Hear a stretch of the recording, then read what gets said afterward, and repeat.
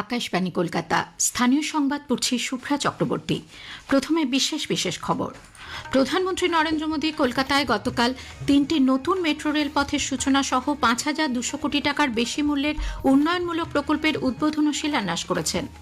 কেন্দ্রীয় সরকারের জনকল্যাণমূলক প্রকল্পগুলির সুবিধা পাওয়ার থেকে এ রাজ্যের মানুষ বঞ্চিত হচ্ছেন বলে প্রধানমন্ত্রী অভিযোগ করেছেন। স্নাতক স্তরের কেন্দ্রীয় অনলাইন ভর্তির পোর্টালে প্রথম মেধা তালিকা গতকাল প্রকাশিত হয়েছে। সারা দেশে আজ জাতীয় মহাকাশ দিবস উদযাপিত হচ্ছে। একটানা বৃষ্টিতে কলকাতা সহ রাজ্যের বিভিন্ন জেলা বিপর্যস্ত, জলমগ্ন দক্ষিণ 24 পরগনার একাধিক এলাকা।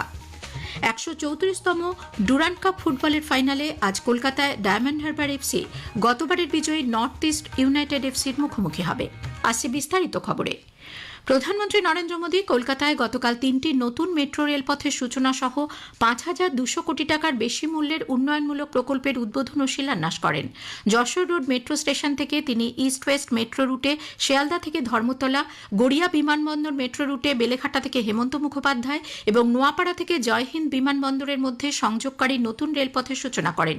সঙ্গে ছিলেন রাজ্যপাল সিভি আনন্দ বোস, কেন্দ্রীয় মন্ত্রী সুকান্ত মজুমদার ও শান্তনু ঠাকুর, বিরোধী দলনেতা শুভেন্দু অধিকারী সহ অন্যরা। প্রধানমন্ত্রী উদ্বোধনের পর গতকাল সন্ধ্যায় হাওড়া ময়দান থেকে সল্টলেক সেক্টর 5-এর মধ্যে বাণিজ্যিকভাবে ট্রেন পরিষেবা শুরু হয়। প্রধানমন্ত্রী যশোর রোড মেট্রো স্টেশন থেকে জয়হিন্দ বিমানবন্দর মেট্রো স্টেশন পর্যন্ত ও ফিরতি পথে জয়হিন্দ বিমানবন্দর থেকে যশোর রোড পর্যন্ত মেট্রো পথে সফরের পর রাজ্যের উন্নয়ন প্রসঙ্গে বলেন, প্রতিরক্ষা সরঞ্জাম তৈরিতে দেশের অগ্রগতির পথে সামিল এ রাজ্য।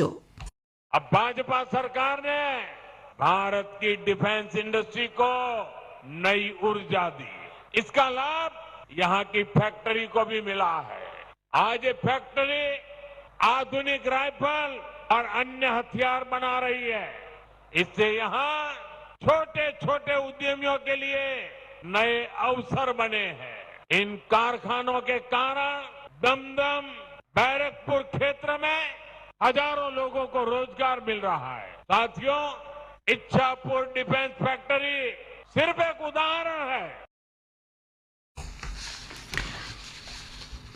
যশোর রোড মেট্রো স্টেশন থেকে সড়ক পথে তিনি দমদম সেন্ট্রাল জেলের মাঠ পর্যন্ত আসেন।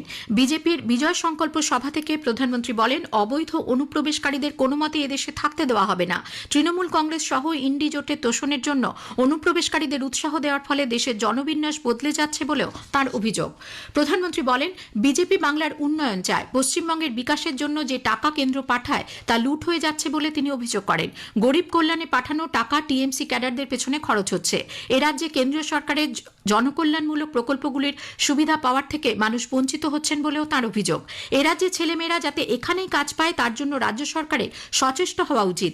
এ রাজ্যে বিজেপি ক্ষমতায় এলেই একমাত্র প্রকৃত পরিবর্তন সম্ভব বলে তিনি মন্তব্য করেন। बंगाल को चाहिए सच्चा परिवर्तन, आशोल परिवर्तन, जो नारे में नहीं काम में दिखे, जो उद्योग लगाए, घर के बेटे बेटी को बंगाल में ही नौकरी दे, जो बेटियों को सुरक्षा दे, किसान को सुविधा दे, फसल का सही दाम दे, जहां अपराधी और भ्रष्टाचारी सरकार में नहीं जेल में होंगे। দমদম সেন্ট্রাল জেল ময়দানে জনসভায় এদিন বিরোধী দলনেতা শুভেন্দু অধিকারী, শিক্ষা প্রতিমন্ত্রী সুকান্ত মজুমদার, প্রাক্তন সভাপতি রাহুল সিনহা উপস্থিত ছিলেন। কলকাতা মেট্রোর অরেঞ্জ লাইনে কবি সুভাষ থেকে বেলেঘাটা এবং ইয়েলো লাইনে নোয়াপাড়া থেকে জয়হিন্দ বিমানবন্দরের মধ্যে পরিষেবা আগামী সোমবার থেকে শুরু হচ্ছে। কবি সুভাষ বেলেঘাটার মধ্যে 30টি আপ ও 30টি ডাউন সহ মোট 60টি ট্রেন পরিষেবা 25 মিনিট অন্তর সোম থেকে শুক্রবার পর্যন্ত প্রতিদিন পাওয়া যাবে। কবি সুভাষ এবং বেলেঘাটা থেকে সকাল 8টায় প্রথম ট্রেন এবং রাত 8টা 5 মিনিটে শেষ ট্রেন পরিষেবা পাওয়া যাবে। ইয়েলো লাইনে নোয়াপাড়া থেকে জয়হিন্দ বিমানবন্দরের মধ্যে আপে 60টি এবং ডাউনে 60টি মোট 120টি ট্রেন চালানো হবে। সোম থেকে শুক্রবার প্রতিদিন 10 থেকে 15 মিনিট অন্তর পাওয়া যাবে এই ট্রেন। শনি ও রোববার এই দুই সেকশনে আপাতত কোনো ট্রেন পরিষেবা থাকবে না বলে মেট্রো রেল সূত্রের খবর। স্নাতক স্তরে কেন্দ্রীয় অনলাইন ভর্তির পোর্টালে প্রথম মেধা তালিকা গতকাল প্রকাশিত হয়েছে। আইনি জটিলতায় মেধা তালিকা প্রকাশ আটকে ছিল। 17টি বিশ্ববিদ্যালয়ের অধীন 460টি কলেজের বিভিন্ন বিষয়ের মেধা তালিকা প্রকাশ করা হয়েছে। শিক্ষামন্ত্রী ব্রাত্য বসু জানিয়েছেন, মোট 3,09,667 জন বৈধ আবেদনকারীকে তাদের পছন্দের ভিত্তিতে 7,232টি বিষয়ে 4,02,557টি আসন প্রাথমিক তালিকায় বণ্টন করা হয়েছে। এই মেধা তালিকার ভিত্তিতে গতকাল থেকেই কলেজগুলিতে অনলাইনে ভর্তি চালুর প্রক্রিয়া শুরু হয়ে গেছে। প্রথম দফায় 25শে আগস্ট পর্যন্ত অনলাইন ভর্তি প্রক্রিয়া চলবে। দীর্ঘ আইনি জটিলতার পর গতকাল রাজ্য জয়েন্টের ফল প্রকাশিত হয়েছে। প্রথম হয়েছেন কলকাতার ডন বস্কো স্কুলের অনিরুদ্ধ চক্রবর্তী, দ্বিতীয় স্থানে রয়েছেন নদিয়ার কল্যাণী সেন্ট্রাল মডেল স্কুলের সাম্যজ্যোতি বিশ্বাস এবং তৃতীয় স্থানে কলকাতার রুবি পার্ক দিল্লি পাবলিক স্কুলের দিশান্ত বসু। এদিকে আইনি জটে রাজ্য জয়েন্ট এন্ট্রান্সের ফলাফল দেরিতে প্রকাশিত হওয়ায় কারো যাতে অসুবিধা না হয় তা দেখা হবে বলে আশ্বাস দিয়েছেন মুখ্যমন্ত্রী মমতা ব্যানার্জি। এক্স হ্যান্ডেলে এক বার্তায় তিনি জানান, আইনি জটিলতার কারণে ফল প্রকাশের জন্য অপেক্ষা করতে বাধ্য হয়েছে সরকার। অন্যদিকে সিপিআইএম নেতা সুজন চক্রবর্তী বলেছেন, জয়েন্টের ফল প্রকাশে কোনো স্থগিতাদেশ না থাকলেও এত দেরিতে ফল প্রকাশের দায় সম্পূর্ণভাবে রাজ্য সরকারের। কলেজে ভর্তি প্রসঙ্গে তিনি বলেন, এই রাজ্যের ছাত্রছাত্রীদের সরকার ইচ্ছাকৃতভাবে প্রাইভেট কলেজে ভর্তি হতে বাধ্য করেছে। প্রধানমন্ত্রী নরেন্দ্র মোদী আগামী 31শে আগস্ট আকাশবাণীতে মন কি বাত অনুষ্ঠানে তার চিন্তাভাবনা দেশ বিদেশের মানুষের সঙ্গে ভাগ করে নেবেন। এটি হবে মন কি বাতের 125তম পর্ব।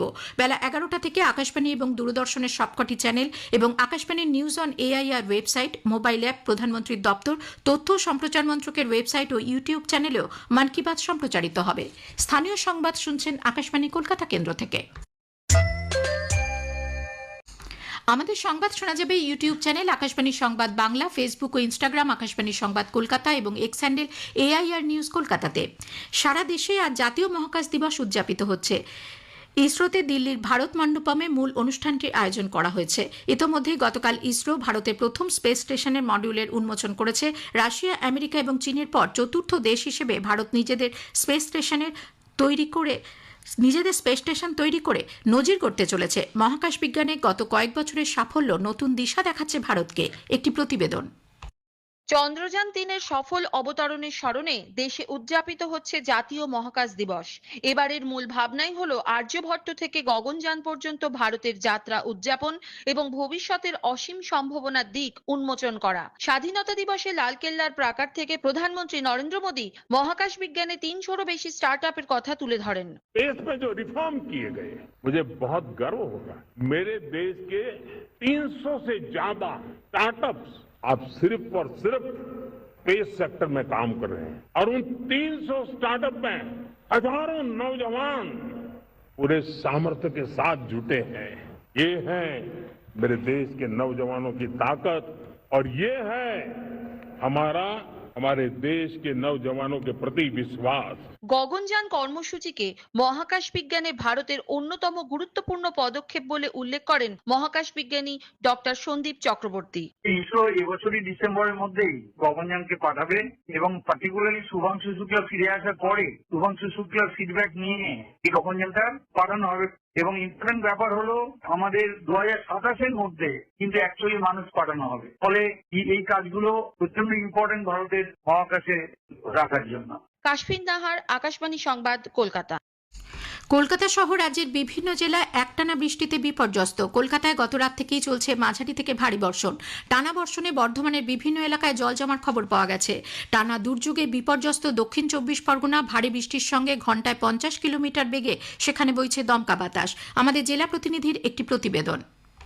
গত কয়েকদিনে সুন্দরবন এলাকায় 300 মিলিমিটারের বেশি বৃষ্টিপাত হয়েছে। জলমগ্ন হয়ে পড়েছে ক্যানিং, কাকদ্বীপ, নামখানা, পাথর প্রতিমার একাধিক এলাকা। জল জমেছে জেলা সোনারপুর, বারুইপুর, মহেশতলা পুরো এলাকাতেও। জলবন্দী নামখানা, শিবনগর, আবাদ, কাকদ্বীপের গান্ধীনগরের অসংখ্য বাড়ি। জলে ডুবেছে আমন ধানের জমি, মিষ্টি জলের পুকুর। নদী ও সমুদ্র উত্তাল থাকায় নতুন নির্দেশিকা না আসা পর্যন্ত মৎস্যজীবীদের সমুদ্র যেতে নিষেধ করা হয়েছে। সুন্দরবনের সব উপকূল থানার পক্ষ থেকে সতর্কতা প্রচার চলছে। সুন্দরবন এলাকায় ঝড় বৃষ্টির পরিমাণ বেশি হয় শঙ্কিত উপকূলের বাসিন্দা। গতকাল থেকে শুরু হয়েছে অমাবস্যার কোটাল, ফলে নদী ও সমুদ্রের জলস্তর বৃদ্ধি পেয়েছে কয়েক গুণ। বেহাল বাঁধ উপচে লোকালয়ে জল ঢুকতে পারে। সেচ দপ্তরকে দুর্যোগ মোকাবিলা প্রস্তুত রাখা হয়েছে। এছাড়া ব্লক স্তরে কন্ট্রোল রুম খোলার নির্দেশ দিয়েছে জেলা প্রশাসন। মজুদ রাখতে বলা হয়েছে ত্রাণ সামগ্রী। গৌতম মণ্ডল, আকাশবাণী সংবাদ, দক্ষিণ 24 পরগনা। পূর্ব মেদিনীপুরের কাঁথির সাবাজ ফুটে গতকাল বিকেলে একটি ধান বোঝাই লরি উল্টে 3 জনের মৃত্যু হয়েছে। ট্রেনের সাহায্যে রাতে লরিটিকে পুকুর থেকে তোলা হয়। 134তম ডুরান্ড কাপ ফুটবলের ফাইনালে আজ কলকাতায় ডায়মন্ড হারবার এফসি গতবারের বিজয়ী নর্থ ইস্ট ইউনাইটেড এফসির মুখোমুখি হবে।